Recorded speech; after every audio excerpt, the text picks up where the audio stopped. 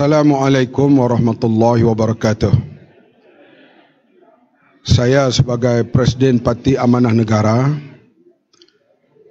melihat pergolakan yang berlaku di Malaysia sekarang,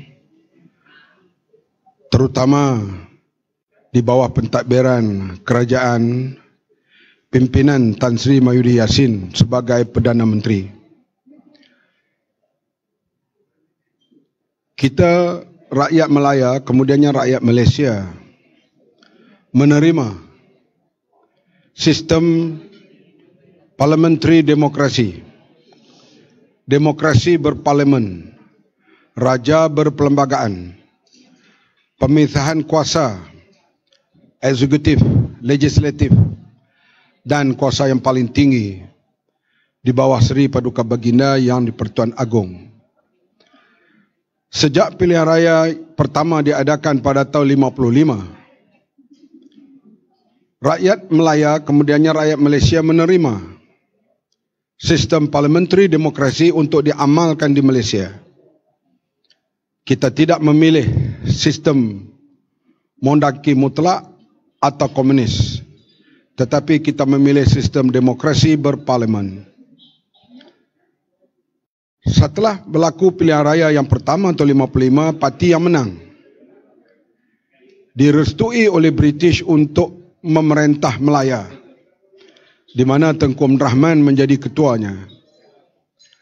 Kemudian diikuti dengan pilihan raya selepas merdeka tahun 59. Parti Perikatan mendapat majoriti ahli parlimen dan diikuti seterusnya sampailah kepada Perikatan bertukar kepada Barisan Nasional. Pada tahun 74, Barisan Nasional pula memperolehi majoriti dan mereka memerintah. Setiap kali pilihan raya ada sahaja pihak-pihak yang tidak berpuas hati, terutamanya di kalangan parti pembangkang.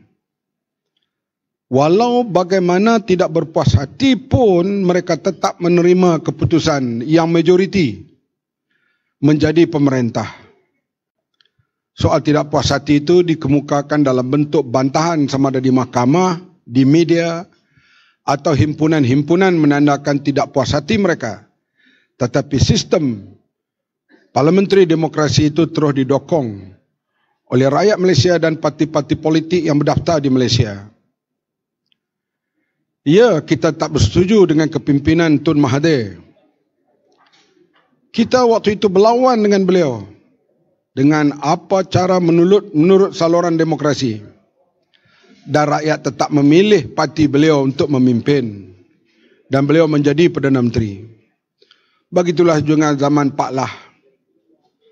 Najib, di zamannya berlaku skandal 1MDB. Kita berlawan. Kita bergabung dengan NGO, kita berlawan dengan Barisan Nasional.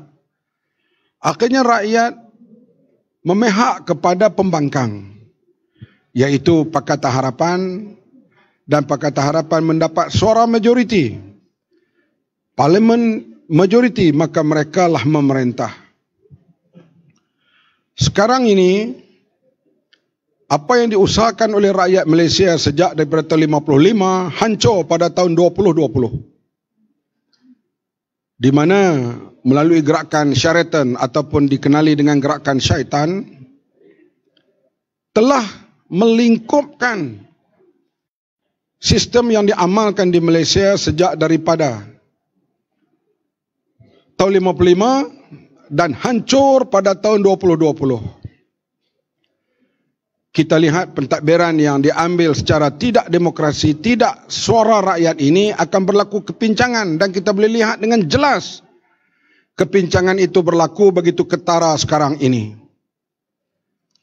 Mereka yang mengambil alih pentadbiran ini tidak dihormati oleh rakyat. Saya yakin ianya juga tidak dihormati oleh pegawai-pegawai kerajaan.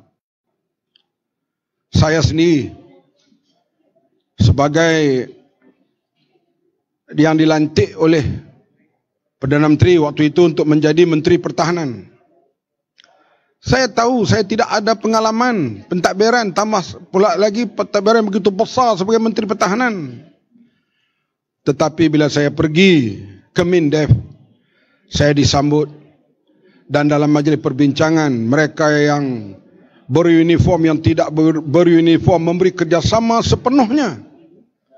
Kerana mereka tahu kita datang dengan mandat rakyat. Ketika hendak membuat defense white paper, pegawai-pegawai kementerian pertahanan, uniform dan tak beruniform, jeneral-jeneral tentera, semua memberi kerjasama yang cukup hebat. Kerana kita datang dengan kemenangan dalam pilihan raya dan sistem yang dipilih di Malaysia, parliamentary demokrasi. Sejak bulan Mac tahun 2020, kerajaan backdoor government ini saya yakin tidak dihormati oleh pegawai kerajaan dan sekarang ternyata berlaku. Dan dia berlaku di satu institusi yang paling penting, iaitu di Kementerian Dalam Negeri. Dan Ketua Polis Negara mendedahkan segala kepincangan yang berlaku. Itu baru Kementerian Dalam Negeri, belum lagi kementerian-kementerian yang lain. Saya yakin ia berlaku perkara yang sama. Kita dahulu Pakatan Harapan setiap 2 minggu atau kurang-kurang sebulan, pihak KSN akan memanggil menteri-menteri dan pegawai-pegawai menteri untuk diberi taklimat pencapaian buku harapan. Setiap kementerian capai 10% ke, 15% ke, 20% ke, diberi taklimat. Kerajaan Perikatan Nasional, Barisan Nasional sekarang tak ada apa-apa buku panduan. Tak ada manifesto. Sebab itu rakyat jangan marah pada mereka. Sebab mereka tak ada panduan. Sebab itu ada timbalan menteri boleh duduk 2 bulan di luar negara. Ada menteri yang tidak pergi pejabat. Pergi tak pergi pun kita tak tahu. Dia buat kerja tak buat kerja pun kita tak tahu. Kerana tidak ada apa yang mereka nak capai. Kerana parti pendukung utama yang menjalankan gerakan Sheraton itu berlainan parti, berlainan dasar, berlainan arah. Terutamanya antara UMNO, Bersatu, PAS dan Serpihan Keadilan diketuai oleh Azmin. Semuanya hanya ada matlamat peribadi. Kita telah lihat kepincangan di kalangan pegawai-pegawai custom, pegawai-pegawai immigration, dan belum lagi didedahkan tentang keadaan di kementerian-kementerian lain. Inilah rakyat kena lihat betapa apabila kuasa diambil alih tidak melalui peraturan biasa, tidak melalui mandat rakyat, hancurlah suatu pemerintahan itu. Bila kerajaan ini pincang, saya sebut berkali-kali, yang susahnya bukan yang mengambil alih pemerintahan, bukan yang kena ambil alih. Mereka itu ada gaji, ada elon boleh hidup. Tetapi rakyatlah yang akan menderita akhirnya. Sekarang ini, tadi kita dengar Tan Sri Arif, seorang yang amat arif, seorang yang terlibat dalam undang-undang dan mempunyai integriti yang tinggi. Bagaimana kedudukan ekonomi Malaysia sekarang ini. Pelabur-pelabur yang mula lari ke Vietnam, ke Kampuchea, ke Indonesia dan sebagainya.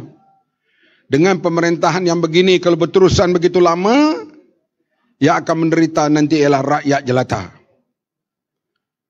Oleh itu, carilah jari penyelesaian terbaik.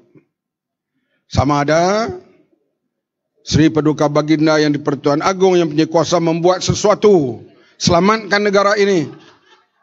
Beri mandat semula kepada mereka yang perlu mandat, ataupun buat pilihan raya segera. Kerana lama lagi mereka memerintah secara backdoor ini terus kekal memerintah. Punahlah yang berlaku kepada Malaysia. Hari ini kita malu ke seluruh dunia. Bagaimana Ketua Polis Negara mendedahkan kepincangan yang berlaku. Dan beliau sendiri minta supaya pihak SPRM menyiasat bagaimana menteri boleh naik jet eksekutif. Bagaimana bila pergi satu tempat dengan orang lompat dan sebagainya. Ini bukan aduan JKK. Ini bukan aduan Tok Imam Masjid yang terpencil di baling. Ini aduan Ketua Polis Negara. Artinya negara kita berada dalam keadaan yang cukup pincang. Tan Sri Mahwiri Yassin, akui lah kegagalan kamu. please resign. Menghadap di Pertuan Agong, serah semula mandat kepada mereka yang boleh mandat. Otherwise, Malaysia akan lingkup di bawah pentadbiran yang kamu mulakan melalui langkah syaitan yang tidak menghormati mandat rakyat. Terima kasih.